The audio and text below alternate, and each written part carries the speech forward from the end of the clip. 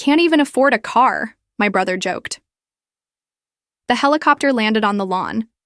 My ride's here, I said, as Mom fainted and the whole family stood shocked, staring in disbelief, wondering who had sent such a luxurious ride just for me.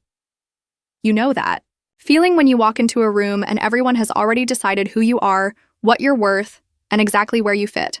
That suffocating weight of being utterly underestimated, year after year, by the very people who are supposed to know you best. Well, let me tell you, that feeling finally snapped for me this past weekend. And what happened next? Well, let's just say it made for a very memorable family reunion. My name is Allison, I'm 32, and for as long as I can remember, family gatherings have felt like a battleground. My older brother James, now 40, was always the golden child. Ivy League, Fortune 500 exec, corner office in Manhattan, he ticked every box our parents ever dreamed of. My younger sister Stephanie, 28, found her own brand of conventional success, marrying into a banking fortune. Her wedding was magazine-worthy, her life a carousel of charity galas and country club memberships. Then there was me, the middle child who just didn't fit. While James chased prestige and Stephanie sought social status, I was asking questions, seeking something different, always feeling like the odd one out. Our parents tried to be fair, but it quickly became clear we had fundamentally different values. In high school, while James was student body president and Stephanie homecoming queen, I was quietly building my first small business, designing websites for local shops. They called it a cute hobby, something I'd eventually outgrow. So, when I announced at dinner one night 10 years ago that I was skipping college to pursue entrepreneurship full-time, the reaction was intense. My father wouldn't even look me in the eye. "You will regret this decision for the rest of your life," he'd said, his words cutting me deeper than he could ever know. I left Cedar Springs with just $200 in my pocket and a burning need to prove him, and all of them wrong. They predicted I'd be back, humbled, within 6 months. When I didn't return, they simply rewrote my story. Allison was struggling too. Proud to admit it, her ventures failed, barely scraping by in some tiny city apartment. The truth?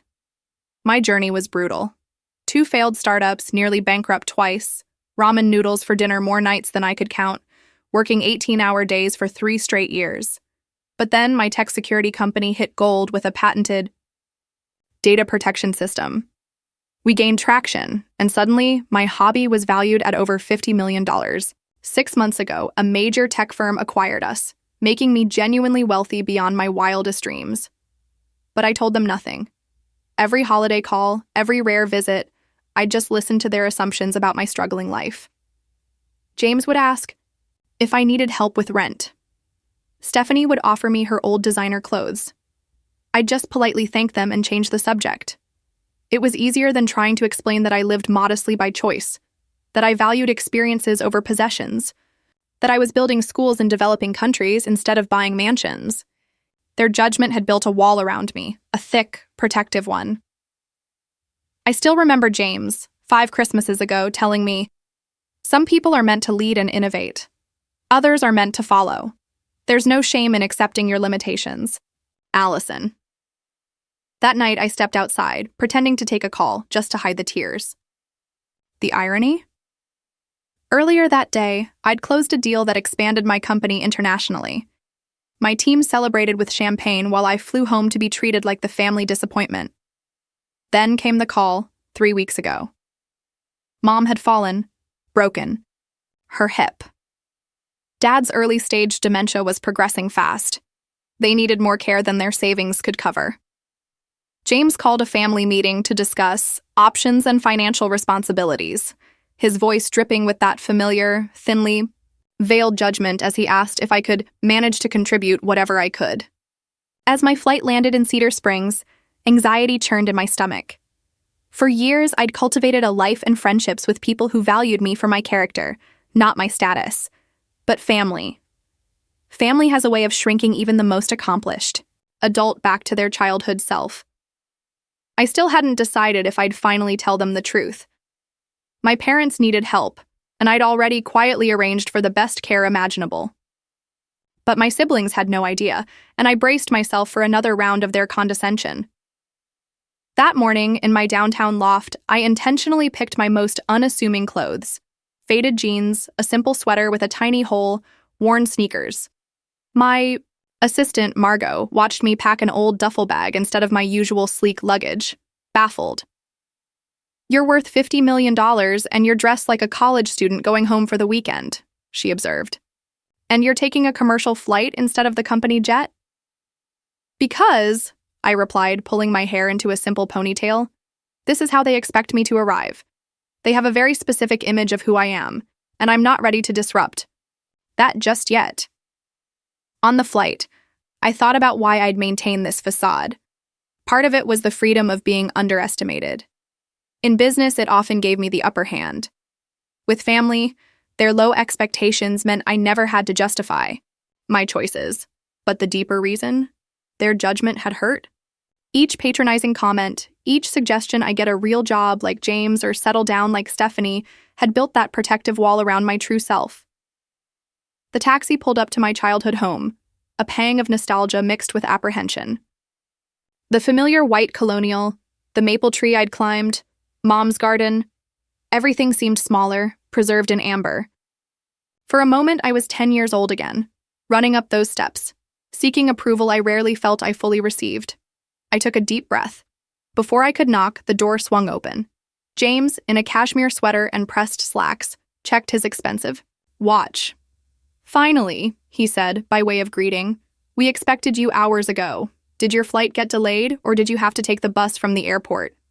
His eyes swept over my casual outfit, a small satisfied smirk playing on his lips. "Good to see you too, James," I replied, giving him a stiff hug. "The flight was fine. How are Mom and Dad?" "As well as can be expected," he said, taking my worn duffel bag, his expression a mix of pity and superiority. "Stephanie and Andrew arrive tomorrow. You're in your old room, of course. Nothing's changed there." He continued. "You know, if you need any help with expenses while you're here, just let me know. I know taking time off must be difficult for you financially." There it was. The first of many reminders of my perceived struggle. I could have corrected him, mentioned my executive team was handling my schedule. That money was the least of my concerns. But I just nodded, playing the part. Dad was dozing in his recliner, Mom in the kitchen, her movements slow, but her eyes bright. "Allison, sweetheart," she said, embracing me. "You look healthy. Are you eating enough on your budget? You know, you can always call if you need help with groceries." "I'm fine, Mom," I assured her, helping her to a chair. "Tell me about your recovery." As we talked, James hovered, interjecting with medical terms he'd researched. He'd already compiled a binder of care facilities complete with cost breakdowns. His organization was impressive, but it came with the clear assumption that he'd be making all the decisions, with minimal input from me, the struggling middle child. "We'll go through everything in detail at the meeting tomorrow," he said, closing the binder. "But I wanted you to have time to process the realities. The quality care they need is not inexpensive." The emphasis on not inexpensive was pointed, a subtle jab about my limited ability to contribute. I nodded thoughtfully, a small smile playing on my lips. My offshore account already held more than enough to provide them with the best care for the rest of their lives. But tonight wasn't the time for revelations. I needed to see how far their assumptions went. That evening, Mom insisted on making dinner, but James had already arranged for a meal delivery. His way of implying anything I might prepare would be inadequate.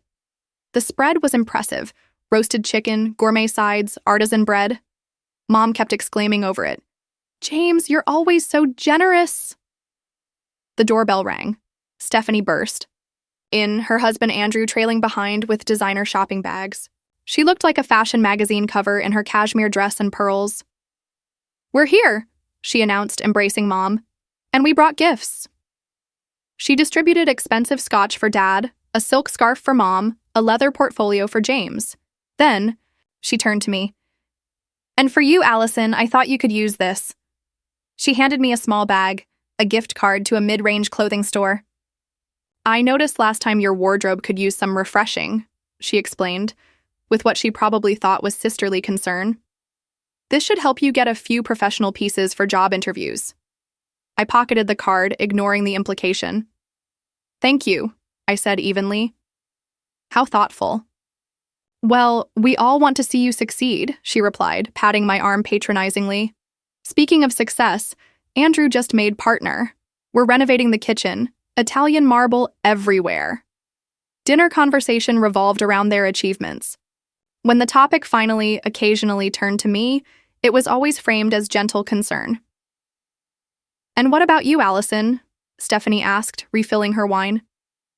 "Any exciting developments in your... What is it you do again? Web design?" "Something like that," I replied vaguely, helping myself to more potatoes. "Small business solutions." "Still freelancing then," James cut in. "I know a few people who might need basic websites. Nothing major, but it could provide some steady income, more reliable than gig work." "I appreciate that," I said, swallowing my pride and the urge to mention that my gig work had recently been valued at $50 million. Dad, who had been quiet, suddenly focused on me. "Are you still in that tiny apartment? The one with the noisy neighbors?" That apartment had been 5 years and 3 residences ago.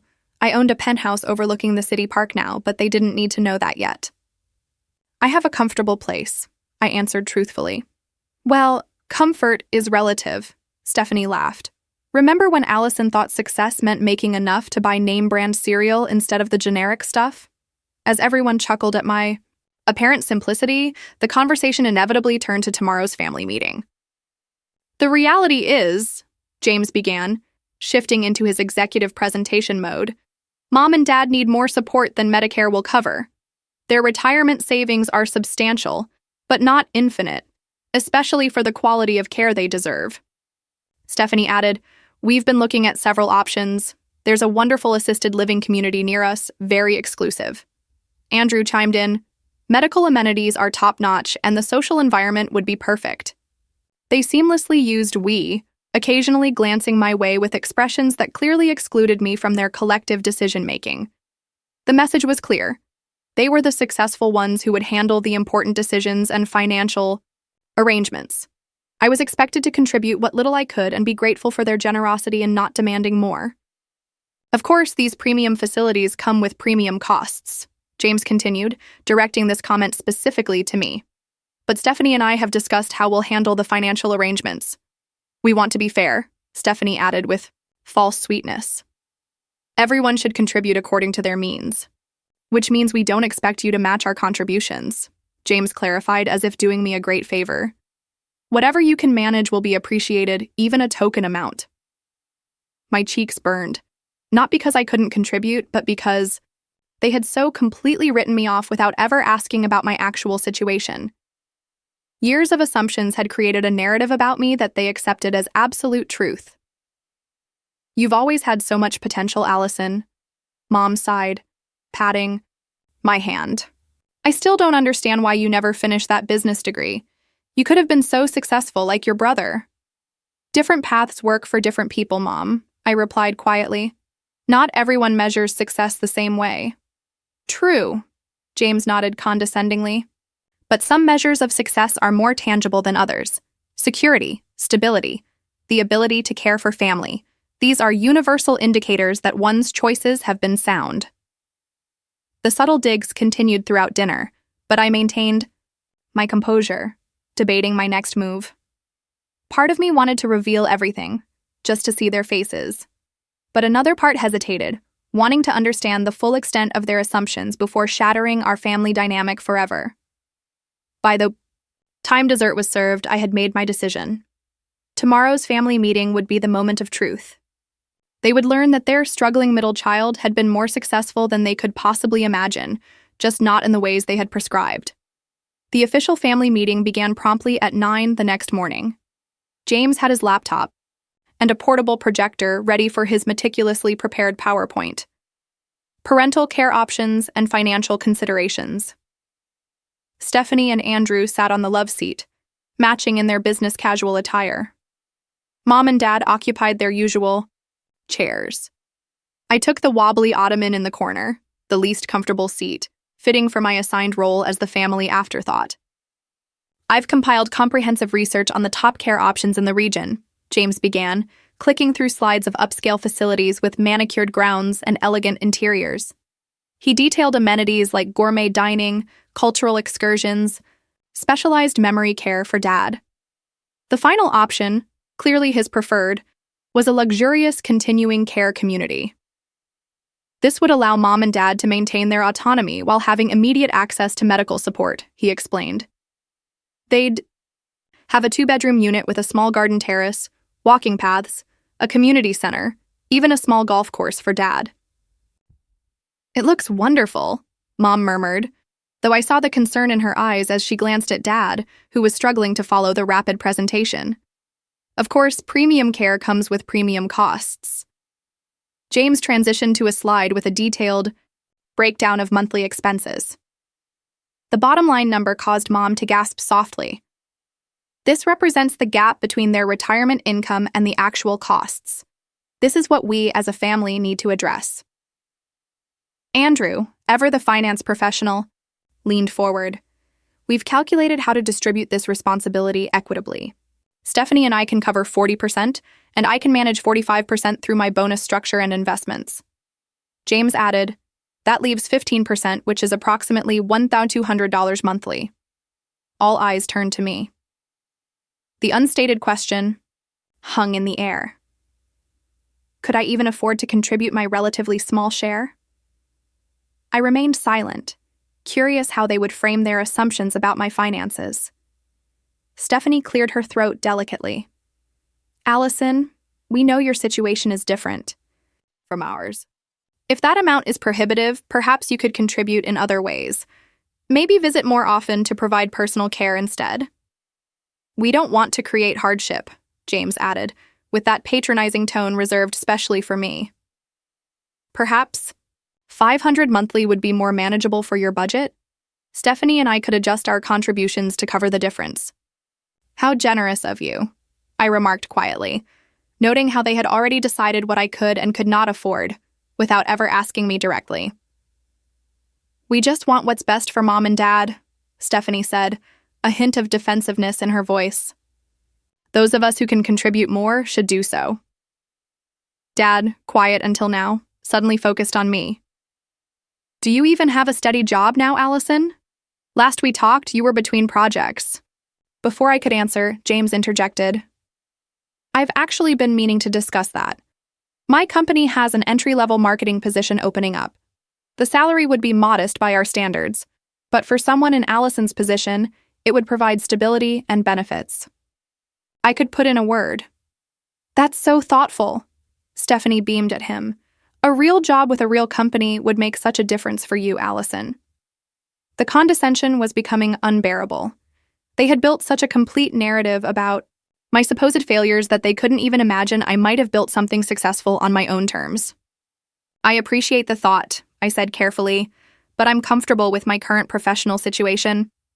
James exchanged a knowing look with Stephanie. Being comfortable and being secure are different things, Allison. At some point, you need to think practically. You can't couch surf and do freelance work forever. Couch surf? I repeated, genuinely confused. While you mentioned having roommates last time we spoke, Stephanie said, and you never invite any of us to visit, which suggests your living situation might be temporary. I had never mentioned roommates. I had a house manager and personal assistant who sometimes stayed at my place, and I never invited them because their judgment made visits unpleasant. I don't couch surf, I stated firmly. I have a stable living situation. But not stable enough to afford reliable transportation, right? James pressed. I noticed you took a taxi from the airport instead of driving yourself. Do you even own a car these days? The conversation had veered into territory so divorced from reality that I almost wanted to laugh. Instead, I simply said, I have transportation arrangements that work for me. Allison has always been our free spirit, Mom interjected, clearly trying to smooth things over. Not everyone needs material success to be happy. That's a convenient philosophy when material success seems out of reach, James muttered, just loudly enough for everyone to hear. That comment was the tipping point. 10 years of condescension and judgment crystallized into a moment of perfect clarity. They were never going to see me, truly see me, unless I forced them to confront their misconceptions. Let's get back to the main issue, Andrew suggested, oblivious to the tension. Can you manage the $500 per month, Allison? It's important. We finalized the numbers today. I need to make a quick call first, I said, pulling out my phone. It'll just take a minute. Now is not really the time for personal calls, James said, irritated. We're in the middle of important family business. I ignored him and dialed Margot. Hey, it's me. Is everything set for today? I paused, listening. Perfect. Go ahead with the arrival in 15 minutes. Yes, the front lawn is big enough. Thanks. I ended the call and turned back to my confused family. Sorry about that, just confirming my transportation. Did you arrange for another taxi? We're not finished here, James said, his annoyance growing. Not exactly a taxi, I replied, settling back into my seat. Now, about those care options. I actually have another facility to suggest. It opened last year, about 20 minutes from here. It has an exceptional memory care program and has been recognized nationally for its innovative approach. I researched every quality facility within 50 miles, James said dismissively. If it were worth considering, it would be in my presentation. This one is quite exclusive, I continued calmly. They only accept private clients through their foundation, no public listings. And how exactly would you know about an exclusive unlisted care facility? Stephanie asked with a laugh. I smiled slightly. I know because I funded it. The Westbrook Senior Health Foundation is my project. A confused silence fell over the room. James recovered first. What do you mean, your project? You can't possibly be suggesting you have the resources to fund a healthcare facility. That is exactly what I'm suggesting, I replied. This is ridiculous, he scoffed. Next, you'll tell us you own a yacht and a private island. No island, I said with a small smile. Not yet, anyway. Allison, if this is your idea of a joke, it's not funny, Stephanie said sharply. We're trying to have a serious discussion about our parents' future. I assure you I'm being completely serious, I replied. James laughed derisively. The same sister who can't even afford a car suddenly owns a healthcare foundation? Makes perfect sense. As if on cue, the distinctive thud, thud, thud of helicopter blades cutting through the air became audible, growing louder by the second. My family's conversation halted as the noise became impossible to ignore. What on earth? Mom exclaimed, moving toward the window. Outside, a sleek black helicopter was descending onto their spacious front lawn, the downwash from its rotors bending the grass, shaking the branches of the old maple tree. Are they allowed to do that? Stephanie asked in alarm. Should we call someone? I calmly gathered my things and stood up. No need to call anyone. That would be for me. 5 pairs of eyes stared at me in complete confusion. What do you mean for you? James demanded. What is going on, Allison? I walked to the door and turned back to face my family. I believe your exact words were that I can't even afford a car, I said evenly. You were right. I don't own a car. I opened the door as the helicopter settled onto the lawn and its engines began to idle. The pilot, in a crisp uniform, gave me a wave of recognition. My ride is here, I announced simply. My mother's face went pale. She sank slowly onto the couch in a dead faint. My father stood frozen, mouth agape. Stephanie clutched Andrew's arm so tightly her knuckles turned white, while James looked like someone had just told him the earth was flat. Before stepping out, I turned back one last time. When Mom wakes up, tell her I'll be back in an hour. I think we should continue this conversation at my new place. The helicopter can take all of us. As the helicopter lifted off with me inside, I caught a glimpse of my family, still standing in the doorway, their expressions a mixture of shock, confusion, and utter disbelief. The pilot handed me a headset to block the noise, and I sank back into the leather seat, finally allowing myself to process what had just happened. Everything all right, Miss Parker? The pilot asked. You seem tense. Just family drama, Rick, I replied, watching my childhood home grow smaller below us. You know how it goes. Yes, ma'am, he said with a hint of humor. Should I circle around a few times to give them something to talk about? I laughed, some of the tension dissipating. Tempting, but let's head directly to the estate. We'll be bringing them all back with us shortly. The helicopter banked gently toward the wooded hills outside town where my newly purchased estate was located. I'd bought the 30-acre property 6 months ago, intending to establish a regional office closer to my roots. The main house was a renovated historic mansion with 10 bedrooms, modern amenities discreetly integrated. The grounds featured gardens, a small lake, and a newly built helipad. It was extravagant, certainly, but also a long-term investment in reconnecting with my origins on my own terms.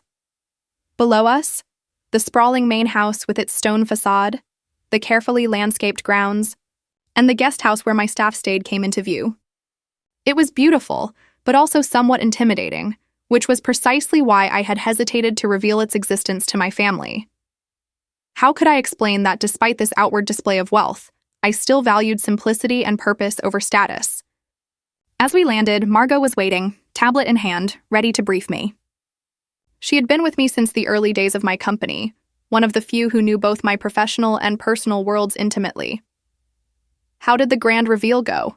she asked, handing me a bottle of water. "About as expected," I replied. "My mother fainted. The rest looked like they'd seen a ghost. We'll be bringing them here in about an hour, so please make sure everything is ready." "Already done," she assured me. "Chef Thomas has prepared lunch. The West Wing guest rooms are prepared, in case they stay over, and I've assembled the family portfolio as you requested." That portfolio contained documentation of the care arrangements I had already quietly put in place for my parents. The foundation I had established, the trust fund to cover all their medical needs, the legal framework ensuring they received the best possible care, regardless of family disagreements. "Thank you, Margot. What would I do without you?" "Probably buy another tech company out of boredom," she quipped. Speaking of which, the Tokyo team sent over the proposal for the new security protocol. They need your feedback by tomorrow. "I'll review it tonight," I promised. But family comes first today, complicated as that may be. An hour later, Rick's radioed that he was approaching my parents' house. I took a deep breath, preparing for the next phase of this revelation. Part of me regretted the dramatic helicopter entrance.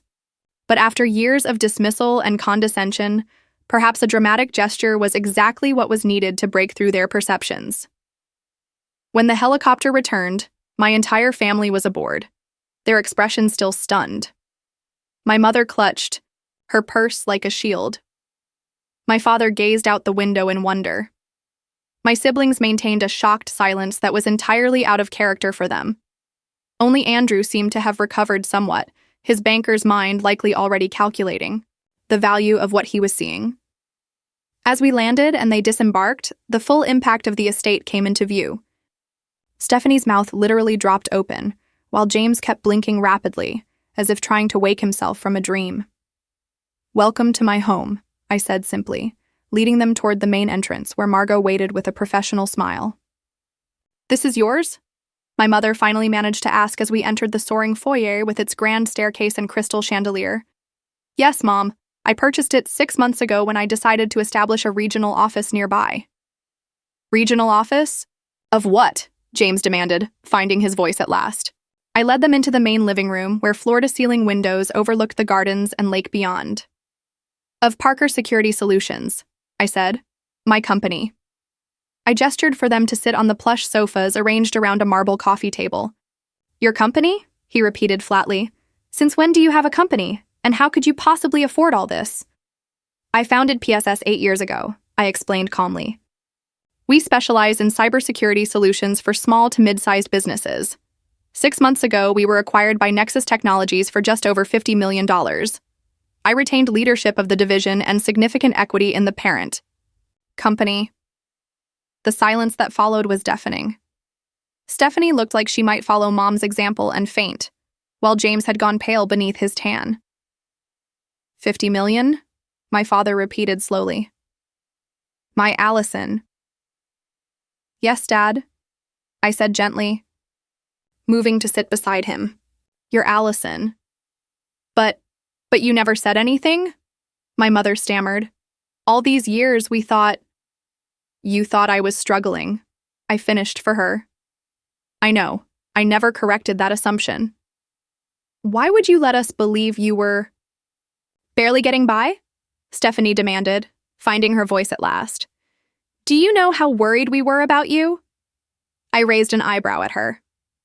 Were you worried, Stephanie, or was it more comfortable to believe I had failed? You gave me a gift card for job interview clothes yesterday. She had the grace to blush. I was trying to help. No, I said firmly. You were trying to reinforce the narrative that made sense to you, that the sister who chose a different path must necessarily be struggling. It never occurred to any of you that I might succeed on my own terms. You could have told us, James said, a hint of anger in his voice. Instead, you let us make fools of ourselves. I didn't create your assumptions, I replied evenly. You did that all on your own.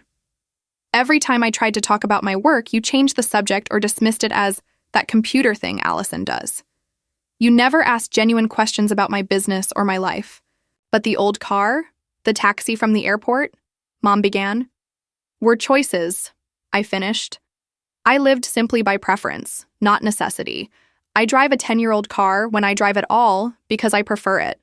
I took a taxi because I flew commercial, to maintain my privacy a bit longer. None of that means I can't afford better. It means material displays are not how I measure success. Andrew, ever practical, spoke up for the first time. So that care facility you mentioned, the Westbrook Foundation, that really is yours? I nodded and gestured to Margot, who brought over the family portfolio. Yes. After my first major round of funding 3 years ago, I established the foundation. It operates an innovative care community specializing in memory support and holistic elder care. I had already arranged for Mom and Dad to have a place there, whenever they need it. I opened the portfolio and began showing them the documentation. The trust established in our parents' names, the healthcare provisions, the legal framework that would protect their future regardless of any family disagreements. You did all this without telling us? James asked, his voice a mixture of awe and residual anger. I did all this because I love them, I corrected. And yes, without telling you, because I knew what would happen. You would question my decisions about whether I was worthy of having a say in our parents' care. Today's meeting confirmed exactly that. My mother wiped away tears. We never meant to make you feel that way, Allison. Perhaps not intentionally, I acknowledged. But every gift card for basic necessities, every offer of an entry-level job at James's company, every condescending remark about my potential sent the same message, that you believed I had failed and needed rescue. We were trying to help, Stephanie insisted. Were you trying to validate your own choices by casting mine as the cautionary tale, the family screw-up who couldn't succeed without following your prescribed path? My words hung in the air, uncomfortable, but true. For the first time, my siblings seemed to be genuinely reflecting on their behavior rather than defending it. My father reached over and took my hand, his eyes clearer than they had been all weekend. I always knew you were special, Allison. Different, yes, but special. I just didn't understand what you were building. Thank you, Dad, I said softly, squeezing his hand. That means a lot. Margot discreetly signaled that lunch was ready, and I invited everyone to move to the dining room. As we settled around the table, set with fine china and fresh flowers, the initial shock began to give way to curiosity. My mother wanted to know about my home in the city. Stephanie asked about my travels. Even James began to ask more substantive questions about how I had built my company.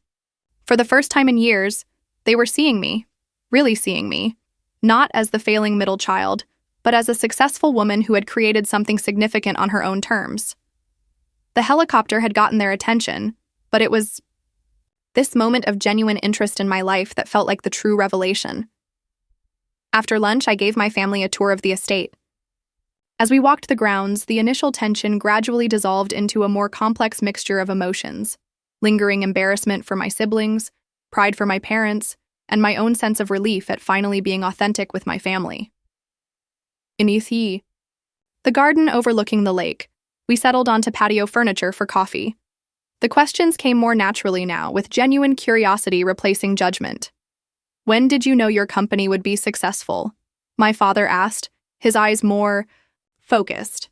There wasn't a single moment, I explained. We nearly went bankrupt twice in the first 3 years. I lived in a studio apartment with a leaking ceiling and worked 18-hour days. But the 3rd year, we patented a security protocol that changed everything. Why didn't you ask for help during those hard times? My mother wondered. We would have helped you. With conditions, I said gently. Every offer of help came with the expectation that I would admit my path was a mistake. I needed to prove to myself that it wasn't. James, who had been uncharacteristically quiet, finally spoke up. I owe you an apology, Allison. I made assumptions about your choices that said more about my own insecurities than your capabilities. The admission startled me. My brother rarely acknowledged being wrong about anything. What do you mean, your insecurities? I asked. He sighed, setting down his coffee cup. I followed the path that was expected of me. Ivy League, corporate ladder, country club membership. I did everything right, according to our family's definition of success. He paused, looking out over the lake. And I hate at least 60% of my daily life. James, my mother exclaimed, you never said anything. Because admitting dissatisfaction would mean admitting I might have chosen wrong, he explained. So when Allison chose a completely different path, I needed her to fail to validate my choices.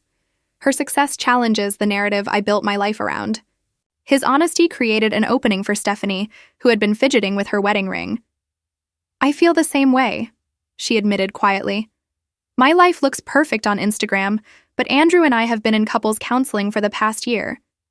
All those charity galas and country club events feel empty sometimes. Andrew nodded, taking her hand. We've been reassessing what really matters to us. The big house and social status came with costs we didn't anticipate. This vulnerability from my siblings was unexpected and deeply moving. For years, I had imagined them as perfectly content with their conventional success, judging me from positions of smug superiority. The reality that they too had doubts and regrets created a new possibility for authentic connection. Why did you keep your success secret for so long? My father asked. Were you punishing us for not believing in you? The question stung with its accuracy. Part of me had enjoyed the fantasy of a dramatic revelation that would force them to recognize how wrong they had been. But the reality of seeing their shock and hurt had been less satisfying than I had imagined. Initially, I kept quiet because I wasn't sure the success would last, I admitted. Later, it became a habit, a form of protection. And yes, maybe there was an element of wanting to prove everyone wrong in a dramatic way. That was petty of me, and I regret it now. The helicopter entrance was a bit extra, Stephanie said with a small smile, using her favorite slang term. I laughed, acknowledging the truth. Not my most mature moment, I concede. But after James's comment about not even affording a car, something in me just snapped. I deserve that, he admitted, though mom fainting was concerning. I was overwhelmed, our mother defended herself. Finding out your daughter is a millionaire tends to come as a shock. Multi-millionaire, Andrew corrected automatically, then looked embarrassed when we all turned to him. Sorry, banker habit. The conversation shifted to my parents' care, this time with me fully included. I explained the Westbrook Foundation's approach to elder care, particularly for dementia patients like my father. Rather than the institutional model James had researched, Westbrook offered a community of small, home-like residences with personalized care plans and an emphasis on maintaining dignity and independence. The foundation has already established a trust to cover all expenses, I explained, addressing the financial concerns that had dominated the earlier meeting. But this isn't about me taking control of the decisions. It's about all of us finding the best solution together, as equals. Equals, James repeated thoughtfully. That's going to take some adjustment in my thinking. Mine too, I acknowledged. I've been defining myself in opposition to all of you for so long. I'm not sure I know how to be just a sister and daughter without that edge of resentment. As the afternoon progressed, we began rebuilding our family dynamic on this new foundation of honesty. The process was awkward at times, with old habits, reasserting themselves, but the willingness to try was evident on all sides. My parents watched their adult children with a mixture of concern and hope, occasionally contributing memories that highlighted forgotten moments of connection. When evening approached, I invited everyone to stay over in the guest rooms, an offer they accepted with varying degrees of enthusiasm. Stephanie was clearly excited to experience the luxury, while James seemed relieved not to have to process everything that had happened while driving back to the city. My parents were simply happy to have all their children under one roof, a rare occurrence. Over dinner, prepared by my personal chef, we continued building bridges across the years of misunderstanding. There were difficult moments. Stephanie's hurt over not being included in my real life, James's lingering defensiveness about his career choices, my parents' regret for not supporting my entrepreneurial path more fully. But there were also moments of genuine connection and even laughter as we shared stories from our separate lives. "So, you really flew to Tokyo for a day just to meet with investors?" Stephanie asked incredulously. "I can't imagine having that kind of freedom." "It wasn't as glamorous as it sounds," I assured her. "I was so jet-lagged I put salt in my coffee instead of sugar and nearly fell asleep during the presentation." "Still," she sighed, "your life sounds exciting." "Parts of it are," I acknowledged. "Other parts are ordinary and sometimes lonely. Success created opportunities, but also isolation. There are trade-offs to every choice." "I think that's what I'm finally starting to understand," James said thoughtfully. "There's no perfect path that guarantees happiness. We all just do our best with the choices we make." As we finished dinner and moved to the living room for dessert, I realized something profound had shifted. The hierarchies and judgments that had defined our relationships for so long were not gone entirely, but they had been fundamentally disrupted. In their place was something tentative but promising, a more authentic connection based on who we really were, rather than who we pretended to be.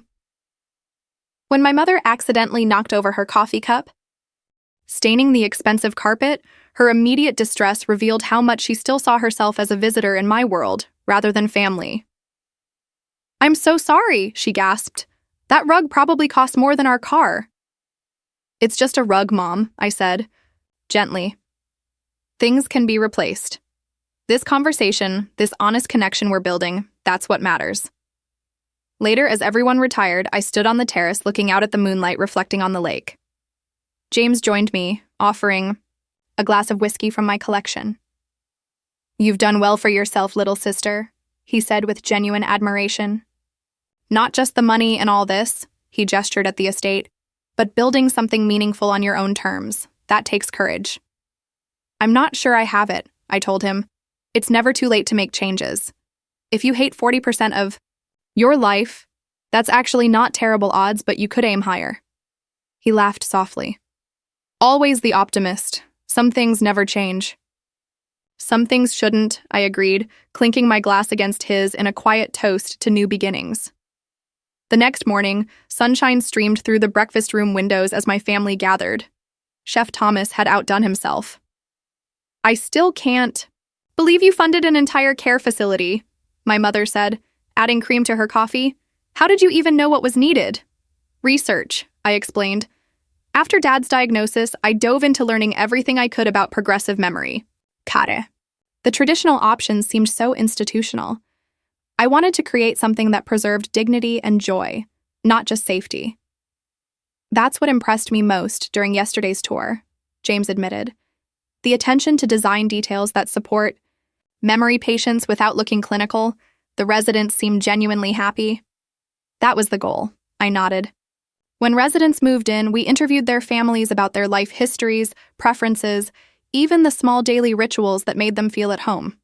The architecture and programs were built around those human needs, not just efficiency. Would it be possible for me to volunteer there sometimes?" Stephanie asked hesitantly.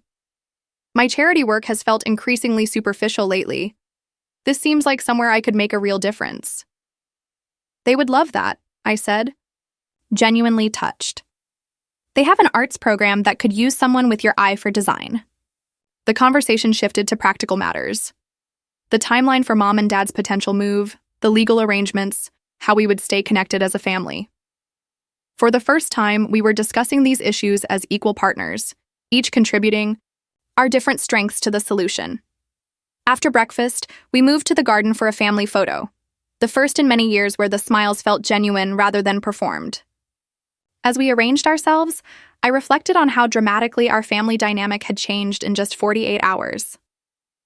"Before you return home, there's something I want to share with all of you," I said once we were settled in the living room again. "My success has been meaningful professionally, but it has come with personal costs. I'm only now beginning to address them." "What do you mean, dear?" my mother asked with concern. "I've spent 10 years defining myself in opposition to this." "Family," I explained. "Working to prove you wrong became such a driving force that I sometimes lost sight of what I actually wanted for myself beyond that validation. Building walls to protect myself from judgment also kept me isolated from genuine connection." "I think we all played a part in that dynamic," my father said with unexpected clarity. "Family systems are complicated. Everyone contributes to the patterns." "Exactly," I agreed, surprised and touched by his insight. "Which is why healing needs to involve all of us. I'm planning to stay in this area part-time now, splitting my time between here and the city. I want us to rebuild our relationships, not based on who we thought each other was, but who we actually are." "I would like that very much," my mother said, reaching for my hand. "To get to know the real Allison, not just the version we imagined. And I want to know the real versions of all of you too," I added. "Not just the roles we fell into over the years." James cleared his throat.